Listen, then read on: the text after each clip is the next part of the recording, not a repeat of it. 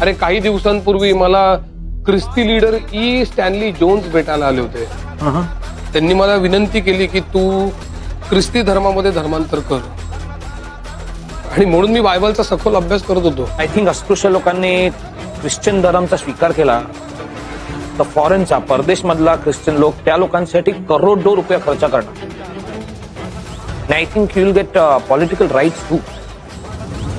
अरे नवल, पैशाची लालूच हा प्रत्येक धर्मातला माणूस दाखवतोय, आणि प्रत्येक धर्मग्रंथ हा आयडियलिस्टिक आहे, म्हणजे आदर्शवादी आहेच, परंतु त्याची अंमलबजावणी कुठेही होताना दिसत नाही. प्रश्न पैशाचा नाहीये, प्रश्न स्वाभिमानाचा आहे.